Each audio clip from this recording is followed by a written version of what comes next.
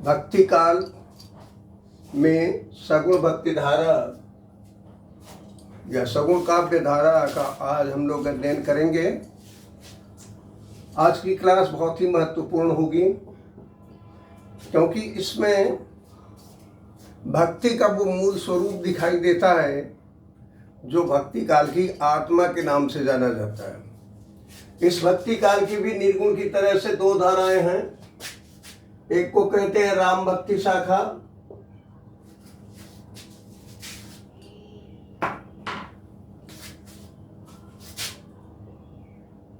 और दूसरे को कहते हैं कृष्ण भक्ति शाखा।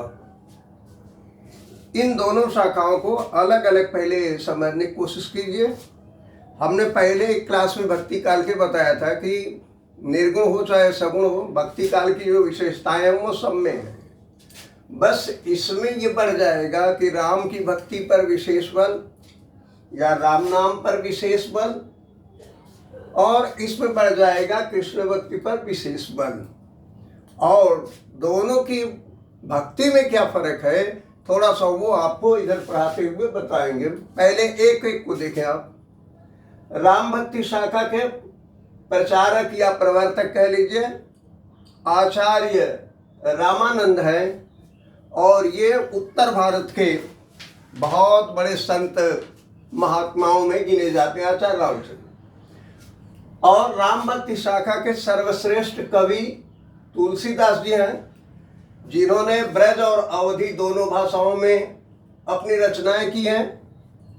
इस समय अगर आप काव्यत्व देखेंगे, कवित्व देखेंगे, उस दृष्टि से काव्य पर विशेष ध्यान नहीं दिया गया, लेकिन फिर भी अलंकारों की दृष्टि से, रसों की दृष्टि से, छंद की दृष्टि से ये पूरा काव्य राम भक्ति शाखा भरा हुआ है। उसके साथ साथ इस समय के अन्य कवि और उनकी रचनाएं, ये खास तौर से कॉम्पिटिटिव एग्जाम में अक्सर पूछे जाते हैं। राम भक्ति शाखा का कवि कौन है कौन नहीं है, अलग अलग। तो इसमें आप देख रहे होंगे 1 2 3 4 5 6 कवि हैं। उसमें इन कवियों की एक से ज़्यादा रचनाएं भी हैं, लेकिन एक एक रचना हमने लिखा है यहाँ। पहले कवि हैं प्राणचंद, इन्होंने लिखा है रामायण महानाटक। इनका रामायण महानाटक राम भक्ति पर आधारित है। दूसरे कवि हैं हृदय राम, हिंदी हनुमान नाटक लिखा इन्होंने। तीसरे हैं अग्रदास, जिन्होंने हितोपदेश लिखा। चौथे कवि हैं नाभादास, जिन्होंने भक्तमाल लिखा। पांचवें कवि हैं रघुराज सिंह, जिन्होंने राम स्वयंवर। और लास्ट में कविगर केशवदास ने रामचंद्रिका लिखा। अभी आपको बताया कि इनके एक से अधिक रचनाएं भी हैं। उसके साथ साथ जो कवि सम्राट हैं इस युग के, गोस्वामी तुलसीदास जी, उनकी रचनाएं यहाँ पर लिखी हुई हैं। आप देख रहे होंगे रामचरितमानस, कवितावली, गीतावली, दोहावली, बरवय रामायण, विनय पत्रिका, पार्वती मंगल, जानकी मंगल, रामलला नाचू, संदीप वैराग्य संदीपनी और रामाज्ञा प्रश्न। इसके अलावा भी बहुत सी रचनाएं गोस्वामी तुलसीदास जी की हैं। दो बातें आपको राम भक्ति शाखा में ध्यान देने की हैं। वो ये कि इनकी भक्ति धारा में राम और रहीम की भक्ति में कोई फर्क नहीं, यानी ये निर्गुण को भी महत्व देते हैं, ऐसा नहीं उसकी उपेक्षा करते हूँ। या कृष्ण भक्ति शाखा के कवि ये भी निर्गुण की उपेक्षा नहीं करते, न ही निर्गुण के कवि जो है वो सगुण की उपेक्षा करते हैं। फर्क एक बहुत बड़ा है कि राम भक्ति के जो कवि हैं, चाहे वो तुलसीदास हो चाहे ये छे हो, इन लोगों ने राम की भक्ति सेवक भाव से की है। और कहा भी गया है सेवक जो करे सेवकाई, अरि करनी करी करिय लड़ाई, कि सेवक सच्चा वो है जो सेवकाई करे, सेवा भाव से लगा रहे, भक्ति भाव से लगा रहे, भक्ति जिसका मूल उद्देश्य हो।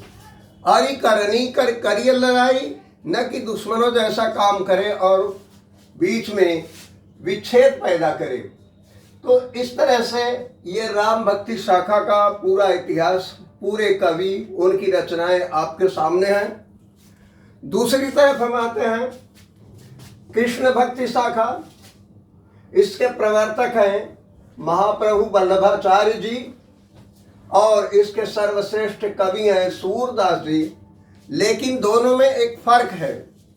तुलसीदास ने जहां ब्रज के साथ अवधि का भी प्रयोग किया है, सूरदास या कृष्ण भक्ति शाखा के सभी कवियों ने सिर्फ ब्रज भाषा का अपने काव्य में उपयोग किया है।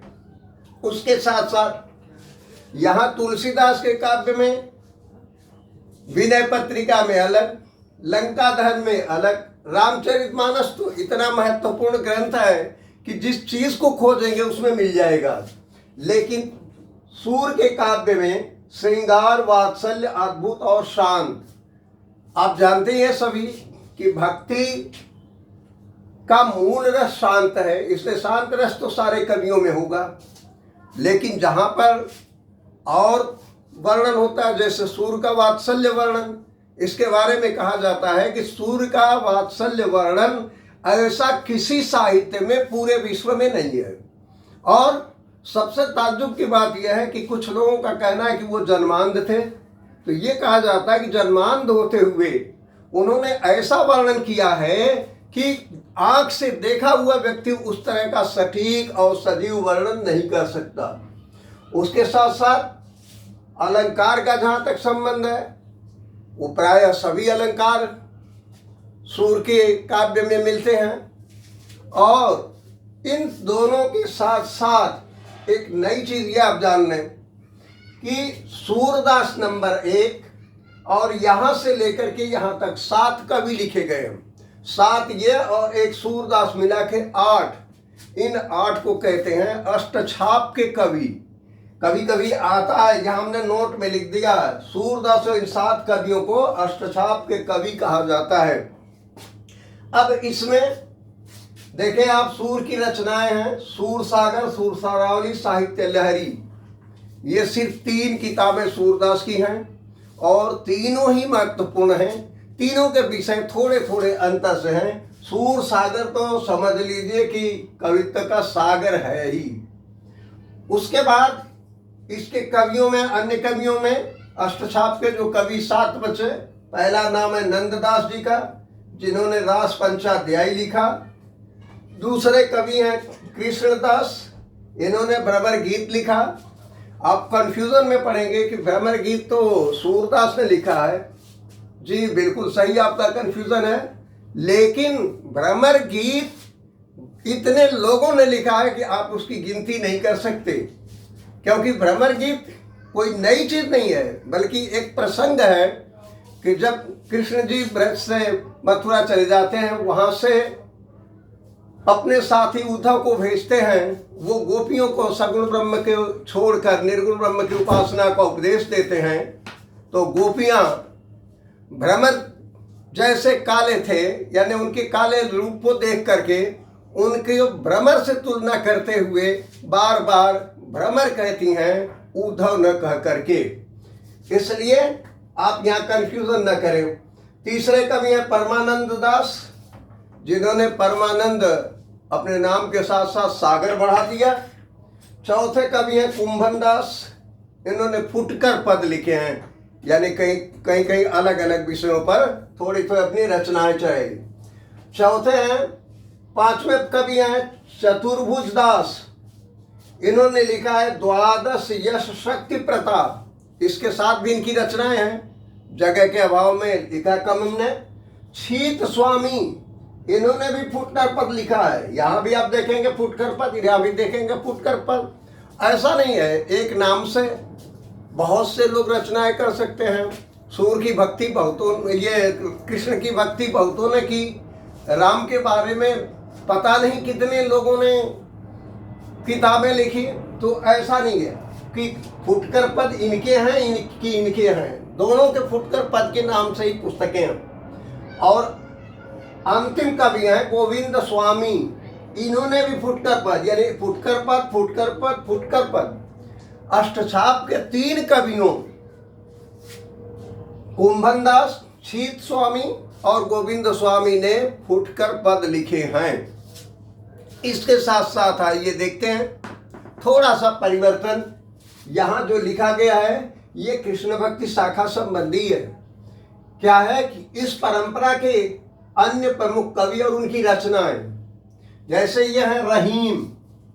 रहीम भी कृष्ण भक्ति शाखा के कवियों में इनकी गिनती होती है, लेकिन इन्होंने सूर की परंपरा से हट करके रचना की है, इसलिए इनको कहा जाता है परंपरा मुक्त कवि।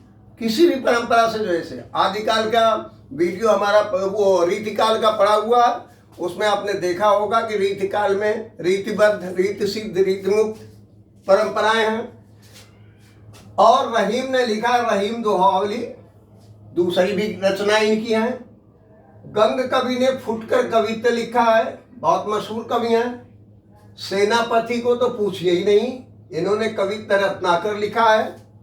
और इस समय के अन्य कवियों में बीरबल और टोडरमल के साथ कुछ और भी छोटे मोटे कवि थे जिन्होंने अपनी रचनाएं लिखी इस परंपरा से हट करके। इस तरह से राम भक्ति और उसके बारे में, कृष्ण भक्ति शाखा के बारे में आपको बता दिया। मूल अंतर में सिर्फ यह है कि राम भक्ति शाखा के लोग राम के चरित्र पर अधिक बल देते हैं, कृष्ण भक्ति शाखा के कृष्ण पर। राम भक्ति शाखा के कवि दास भाव से, यानी अपने को भक्त, भगवान को ब्रह्म मान करके, राम को ब्रह्म मान करके पूछते हैं।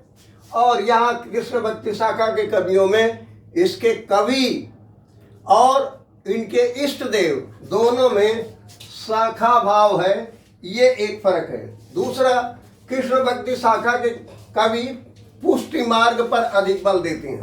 पुष्टि मार्ग का मतलब अब दोनों में फर्क क्या है? इनके में दास्य भाव की भक्ति है, इसमें सखा भाव की भक्ति है। और कृष्ण भक्ति शाखा में पुष्ट मार्ग को अपनाया गया है कि भक्ति का तरीका सही क्या है, हम कैसे मोक्ष की प्राप्ति कर सकते हैं। आत्मा से अगर संयमित वर्णन उसका हो, संयमित भक्ति हो, तो उसको पुष्टि मार्ग कहते हैं। दूसरी चीज, कृष्ण भक्ति शाखा के जितने भी कवि हैं इनके में गेयता को महत्व अधिक दिया गया, यानी ये फर्स्ट क्लास के बहुत अच्छे गायक भी रहे हैं। आप देखे होंगे मेरो मन अनंत कहाँ सुख पावे गोपियों के विरह वर्णन में सूरदास जी ने खुद ही कहा कि निर्गुण, गोपियों ने कहा कि निर्गुण कौन देश को वासी। उसके साथ सूरदास ने अपने तर्क को प्रस्तुत करते हुए कहा कि निरालंब कित धावे, रूप रेख गुण जात जुगत बिन निरालंब कित धावे। मेरा मन बेसहारा होकर के कहाँ कहाँ दौड़े, इसलिए मैं सगुण ब्रह्म की उपासना करता हूँ। बहुत बहुत आप सभी को धन्यवाद। अगर ये वीडियो पसंद आए तो दूसरों तक पहुँचाएं, लाइक और शेयर भी जरूर करें। और अगर स्क्रीनशॉट लेना चाहते हैं तो ले लें।